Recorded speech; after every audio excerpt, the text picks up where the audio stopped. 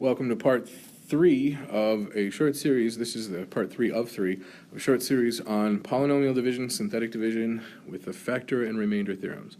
I'd like to show you how, if you're in an IB class, how IB high level might assess your knowledge and understanding of the remainder theorem and or the factor theorem.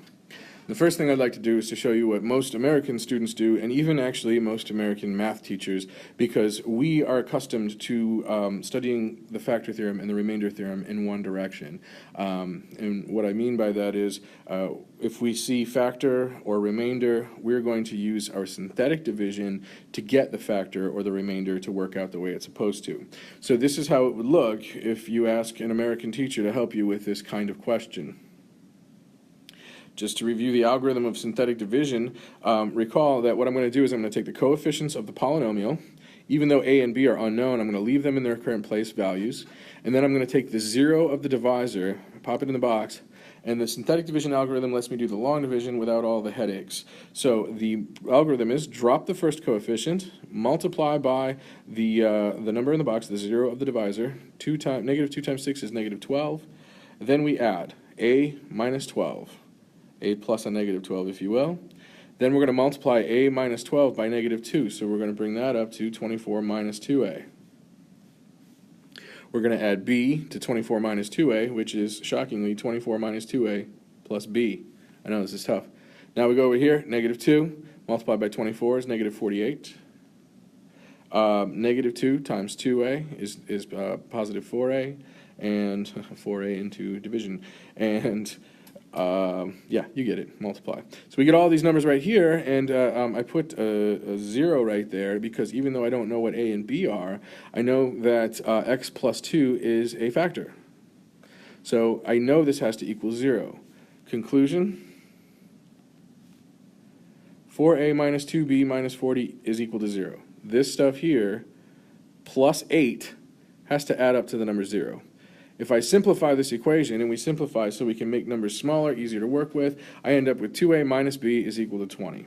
Now the second statement in my fact load is that when dividing by x minus 1, that is when the 0 is 1, 0 of the divisor is 1, we end up with a remainder of negative 3. So I have the remainder already known, but I still don't know a and b.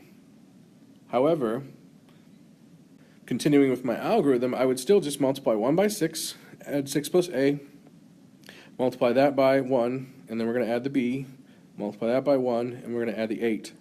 Conclusion, 14 plus a plus b has to equal negative 3, a plus b has to equal negative 17, and what I have now is what is known as a linear system. It is assumed that it's prior knowledge and that you guys can solve linear systems with minimal effort. I will, however, demonstrate the process here. We have, ooh, that's really fast.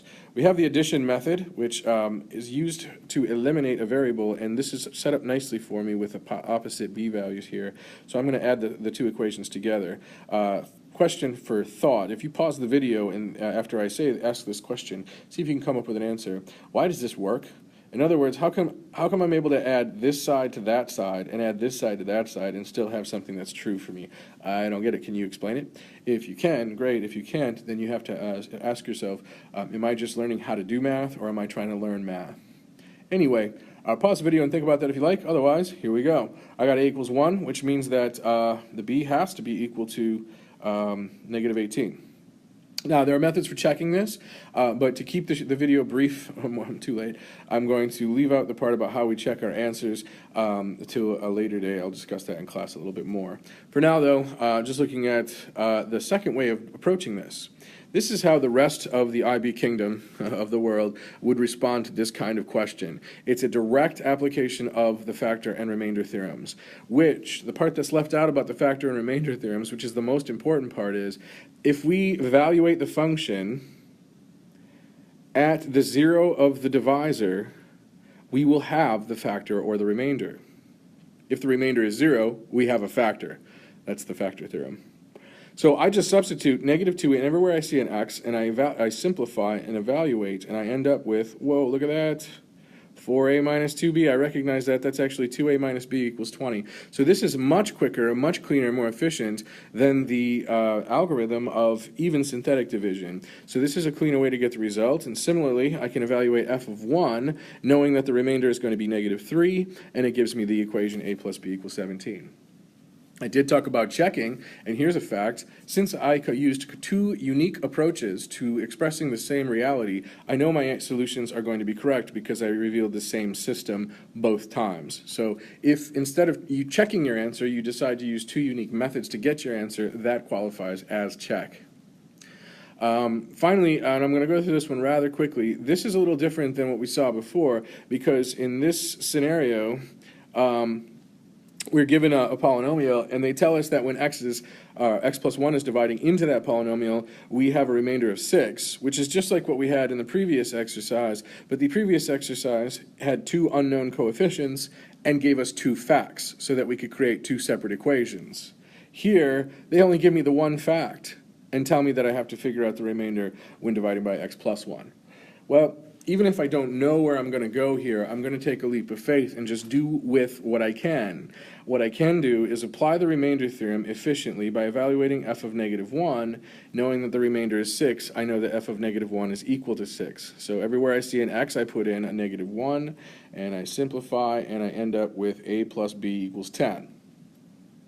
Now, I don't know what I'm supposed to do from here except find the remainder when divided by x minus 1.